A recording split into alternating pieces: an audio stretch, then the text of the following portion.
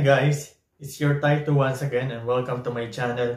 At ngayon naman na i-share ko sa inyo ang unboxing noong package na dumating sa Pinas. Ito siya, through EMS. Nakabaliktad siya. Hindi ko alam kung paano ko isa-setting yung camera. At bago natin siya unbox, ay katulad ng aking cooking serye, ipakikilala ko muna sa inyo yung aking mga snacks na nakahanda rito. Siyempre, mapapagod ako kapag after kong mabuksan ito, kaya dapat meron tayong snack na naka-ready. So, ito siya. Meron tayong sliced bread. Saka itong chichirya para siyang uwishi sa atin sa Pinas.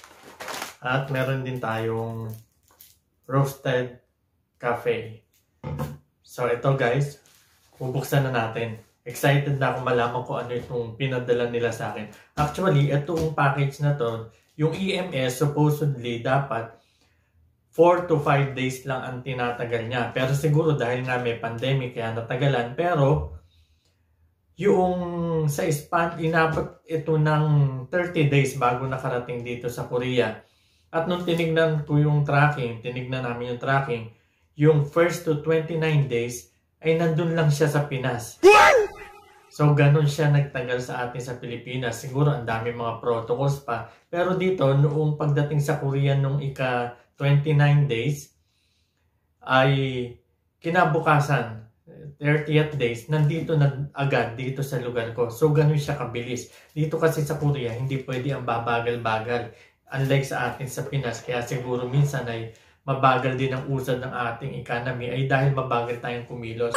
Dito sa Korea hindi pwede yon, hindi pwede ang babagal-bagal dahil kung hindi mapag-iiwanan ka.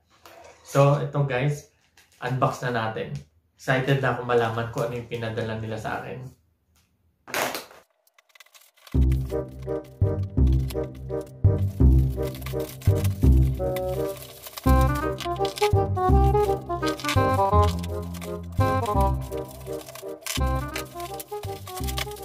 Ang dami. Nakabalot pa siya ng pang-Christmas. Dahil dapat Christmas nila papadala ito sa akin, pero inabot na ng Pasko ng pagkabuhay. Itong mga gifts na ito ay mula sa aking mga loved ones sa Pinas. Ito, may mga biogesic. Nagpadala talaga ako ng biogesic kasi dito kasi sa Korea yung mga gamot nila dito, halimbawa masakit ang ulo mo, pagka bumili ka sa butika, napakadaming tabletas na ibibigay nila sa'yo. Kaya masisira ang liver mo sa dami ng mga gamot na binibigay nila. Saka mas hiyak kasi ako sa biogesic. Mas madaling maalis yung kung masama ang pakiramdam, masakit ang ulo, mas madali siya kaysa dun sa gamot nila dito. Buksan natin itong isang nakabalot sa gift wrap.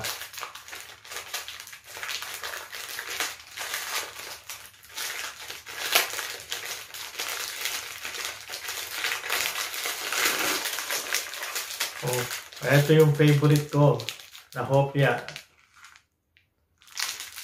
Hindi pa ba nag-expire sa tagal?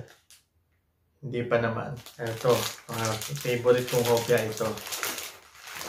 So, tingnan pa natin itong isa.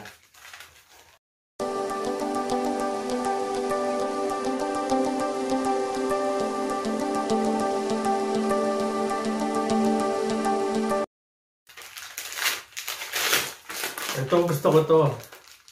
Chocolate. Na-miss ko to. Ba't nyo alam guys na gusto ko tong chocolate? Dito, may mga tinda rin namang ibang mga Philippine goods sa mga international store. Kaya lang, mahal na kapag dito mo binili. Saka, hindi rin yung kung nagkikrave ka sa mga bagay na nasa Pinas, hindi mo rin lahat makikita sa mga international store. Ito, vitamins.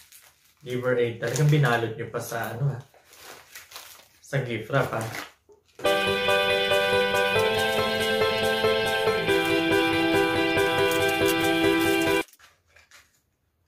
Ito, katingin ko para sa mga bumabata. Saka maganda to sa mas gusto ko kasi to, itong katingin ko kaysa doon sa mga ointment nila dito. Ito parang baka cash ito mukhang pera ang laman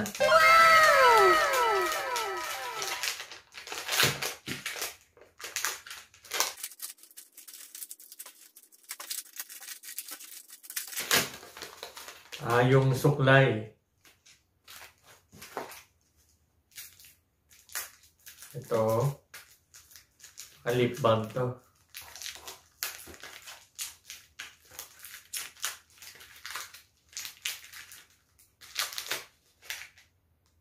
O, kating ko ulit.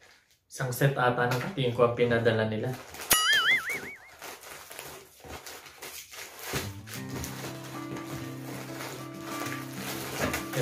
Ito naman buksan natin. Medyo malaki-laki.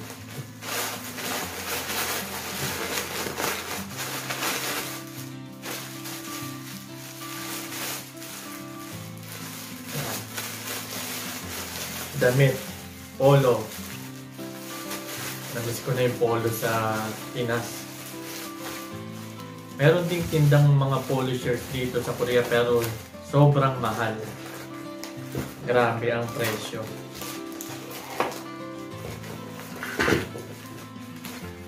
Ito.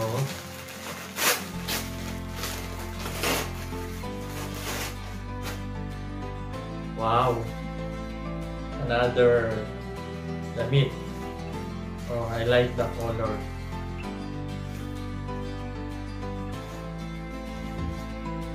SM Regata.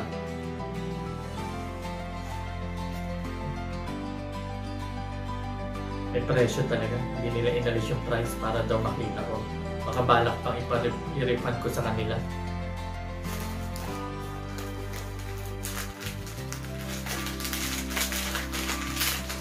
Ito palagay ko katulad nung nauna kong binuksan kanina.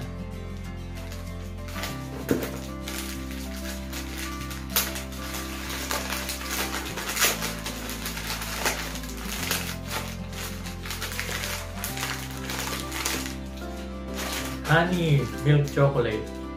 Ano yun? Honey. Bago ata to. Pero masarap pa rin yan dahil sa Pinas galing. Saka galing sa mga mahal mo sa buhay. Kaya kahit ano pa yung lasa niyan, masarap yun.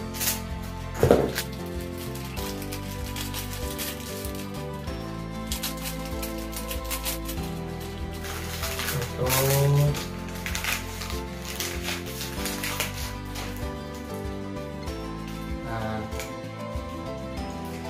Mga ointment naman.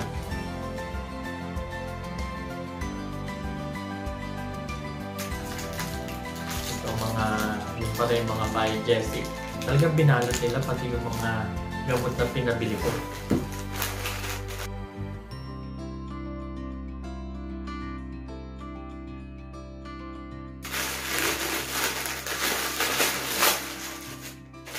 Oh, ito. Gusto ko to. Flat tops. Nakakamiss. Ay, iba na pala itsura ng flat tops ngayon. Modern na rin siya. Ayan, ang dami kong kakaining chocolates.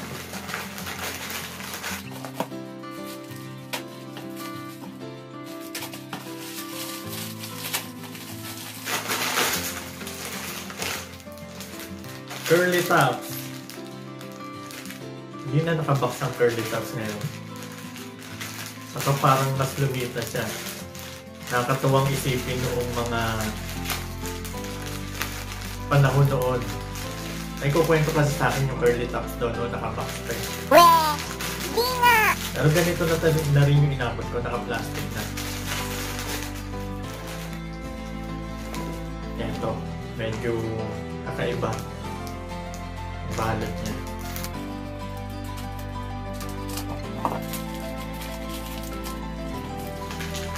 Ayan, sabon. Dr. Kaufman. Ang hirap kasi maghanap dito ng mga ganitong sabon. Dahil sabi ko nga sa inyo, dahil napabago-bago ang weather dito, minsan nakaka-irritate sa mga skin. Kaya magandang merong, ito kasi may sulfur protection to, saka germ protection.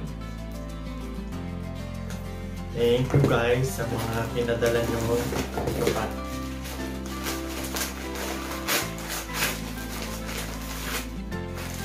Wow! I like this. I love this. Yes.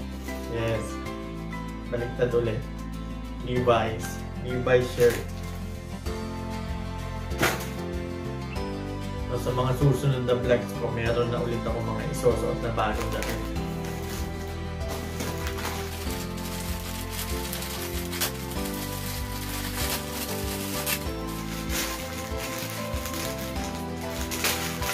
Ano to? LALA. Gusto ba yun dyan? Kaya sabi ko nga, basta kahit ano pa yung pinadala nyo, masarap yan dahil with love lahat yung mga pinadala na yan.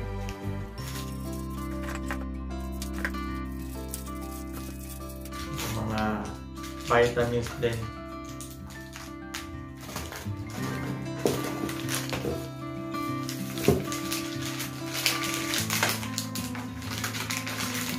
Dami suklay ah. Suklay ulit. Ito kasi suklay na to, yung parang wire ang yung spinning, parang wire na suklay. Nakakapagpa-spray daw yan ang buhok, kaya itong ginagamit ko. Ito ang vitamins.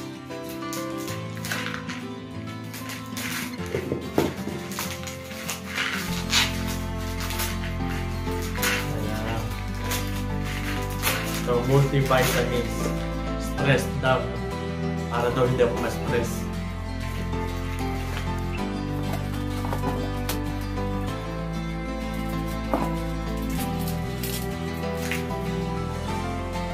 Ito, Tiger Balm.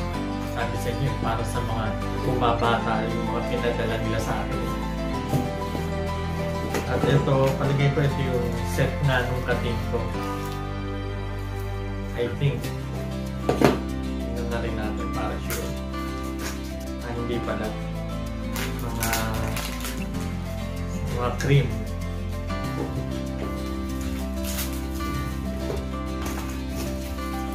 Ito yung mga vitamins.